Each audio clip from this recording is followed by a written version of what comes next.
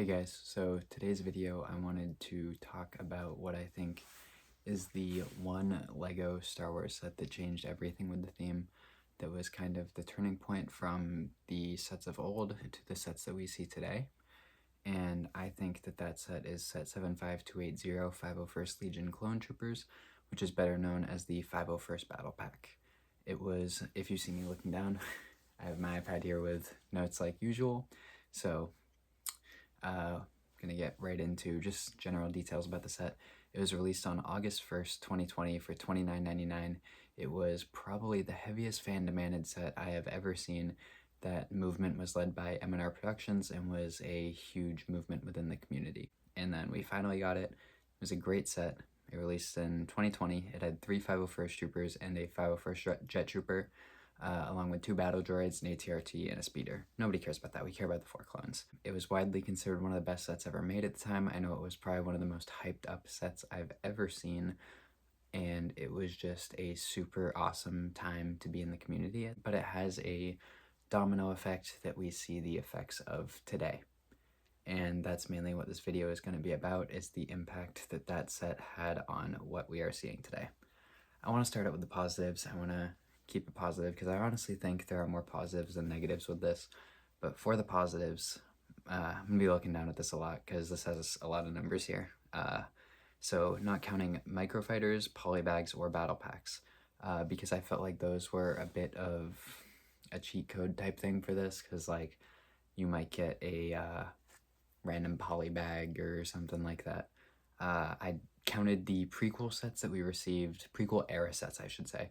So I included obviously the prequels, the Clone Wars, and the Bad Batch for these numbers. There's only 2 Bad Batch sets, I believe one in 2021 and one in 2022. That's the only years that have those in there, otherwise it's just prequels and Clone Wars. I did not include any other shows in there or anything, but for prequel era sets from the 5 years leading up to the release of the 501st Battle Pack, from 2015 to 2019, we had 5, 3, 4, 2, and 5 prequel era sets in each of those years. In 2019, 2 of those were anniversary sets, and one of those was the buildable Yoda, which I saw listed as an episode 3 set, but really could be just anything in there, just because it's just a generic Yoda character. So realistically, play sets that are mainline sets, there was only really 2, and that was a very low number.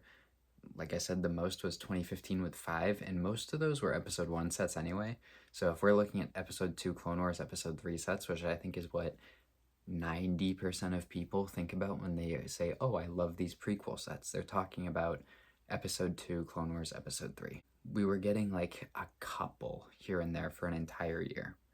Starting in 2020, we saw 4, which is an improvement on the previous 2 years, and more than 3 of the previous 5 years. And then in 2020 to 2022, there was 4 each year, and then 5 in 2023 and 6 in 2024. So we're gradually seeing an increase there because of the popularity of the 501st Battle Pack, in my opinion. They could really start seeing the demand that we had for Clone Troopers. There was also a lot of Clone Battle Packs in there and a few other things, but like I said, I wasn't counting those because I feel like those can just be kind of thrown in at any year, at any point.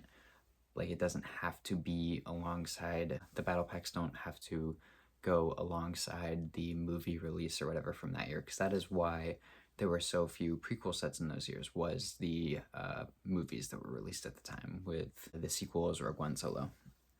Then in 2025, this year, so far we have seen 10 prequel era sets. I don't believe there's any more releasing the rest of the year. I believe the only sets that we have for the rest of the year, as of the recording of this video, are the Death Star and the Gingerbread AT-AT. So that should be everything. There shouldn't be anything I'm forgetting there. But that is almost double, other than last year in 2024, that is double or more of what we've gotten in the last 10 years. So I think they really started to see the demand of prequel sets and are really trying to capitalize on that because of the demand for these Clone Troopers that was shown with the 501st Battle Pack. And I think that is because the age demographic that grew up with the prequels, grew up with the Clone Wars, my age group, is starting to hit anywhere from their late teens to late 20s. For context, I'm 22. I grew up No, I'm 23. I just turned 23 yesterday. um, I grew up with these movies, and they are super nostalgic to me. And everyone around my age group that grew up with these movies is finally getting that adult money and the ability to spend on these Lego sets. So that is why they are trying to appeal to that age group. And I think around 2020, when a lot of us became adults or were starting to become adults, that type of thing, that's when they started to appeal to us a lot more. Then the bad. That was all the good was, oh, we're seeing a bunch of new prequel sets. We're seeing a lot more clones, more than we have in a long time. It's been, I'd say, like 2013, 2014 was the last time we saw a lot of clones. It had been over 10 years at this point since we had seen as many clones as we do now. So we're going to go over to the bad now. I think that this set was the turning point for pricing that we see today. Lego was just experimenting because they knew the demand that this set would have. They were experimenting how much can we get away with, and they found out that 30 was that point for this set, as we saw with the 2024 Battle Pack also. And now they're trying to experiment again with the $45 Battle Pack, which I really hope doesn't work. I think it's a good set. I think it's a very good set if it was $30. I wish it was even less than that, but realistically, like, we're at the point where $30 I think is the new floor for these types of sets. I think if this set had never released, we wouldn't even be seeing these $30 battle packs. I don't think last year's would have released if we hadn't seen the 501st battle pack do so well. I think we'd still be seeing just 4 trooper battle packs for 20-ish, 23 now, dollars. I think that is the major downside that this set has for the future of the brand and the future of us collectors, all that. I think it really showed LEGO that we are willing to pay basically anything for these clone troopers. I think it's kind of absurd the point we're getting at today. I don't think $30 for that set or the 2024 Battle Pack is that ridiculous, in all honesty. I think you get a fair value for $30, and they're pretty consistently available for $24. I know the 2024 one is, I can buy them all day for $24.50. I'm sure everyone else can as well. Find them at your Targets, Walmarts on sale. And I remember towards the end of the life cycle of the 501st Battle Pack, they were also on sale for like $23, $24. So yeah, that wraps up the bad. I just wanted to discuss the good and the bad of what this set has done. That's why I think that over the next 10 years, we will look back at the 501st Battle Pack as a turning point for the future of LEGO Star Wars. So, if you agree with me, let me know in the comments below.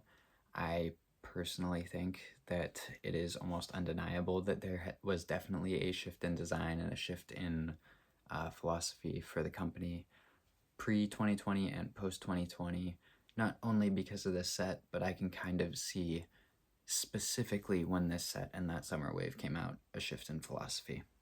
So yeah, thank you guys for watching. I hope you enjoyed. Leave a comment below your thoughts on this, and have a great day. Bye.